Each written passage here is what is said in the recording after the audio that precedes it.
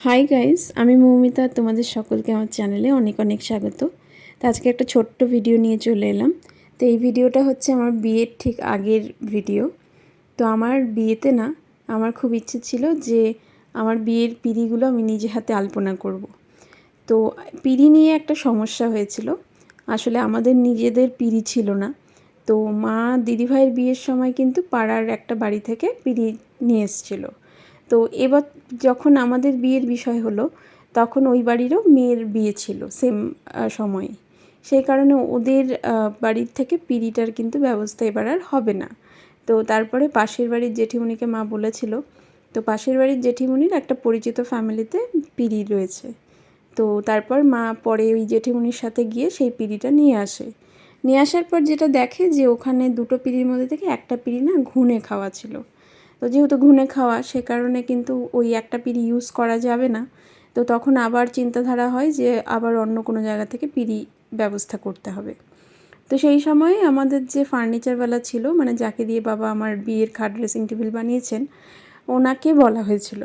তো উনি আবার বললেন যে ওনার সমস্ত মানে খাট ড্রেসিং টেবিল সব কমপ্লিট হয়ে গেছে, তো এই মুহূর্তে উনি আর পিঁড়ি বানিয়ে দেওয়াটা পসিবল না। তো সেই কারণে তখন আবার বলা হয় আমাদের যে প্যান্ডেলওয়ালা রয়েছে, ডেকোরেটার্স, ওনাকে। তো সে আবার বলল যে ওদের কাছে পিঁড়ি হয়ে যাবে। তো ডেকোরেটার্সের পিঁড়ি হলে সেখানে তো আর কলকা বা আলপনা করাটা পসিবল না। তো সেই কারণে আমি ভাবলাম হয়তো করতে পারবো না।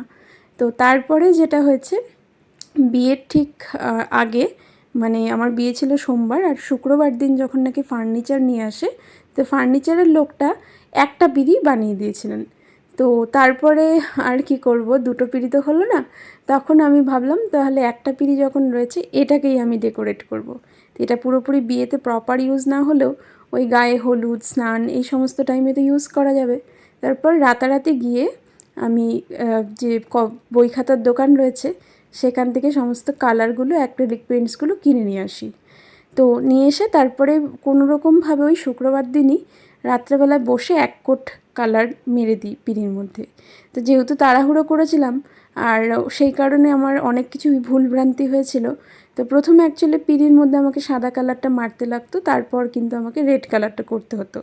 তা আমি একবারে ডাইরেক্ট রেড কালার করে দিয়েছিলাম। তারপর পিঁড়িটা ঠিক করে না শুকোতেই আমি ওটার মধ্যেই পেন্সিল দিয়ে ড্র করা শুরু করেছিলাম। আর যেহেতু টাইম কম, সেই জন্য খুবই সিম্পল একটা ড্রয়িং করা স্টার্ট করেছিলাম। তো তার মধ্যে থেকেও, আর যেহেতু আমি আলাদা করে খুব একটা আর্ট জানি না, একটু তো হাত কাঁপছিল, সে কারণে খুব একটা ফিনিশিং সহকারে কিন্তু আমি ডিজাইনটা করতে পারিনি।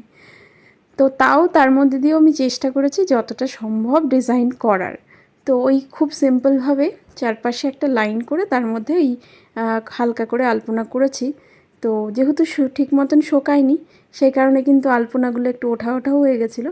তাও কিন্তু এই পিঁড়িটা আমি বিয়েতে অনেকভাবে ইউজ করেছি। মেন বিয়েতে ইউজ হয়নি, কিন্তু আগে পিছিয়ে ইউজ হয়েছিল। তো কেমন লাগলো ভিডিওটা অবশ্যই আমাকে জানিও। ভালো লাগলে লাইক করে দিও।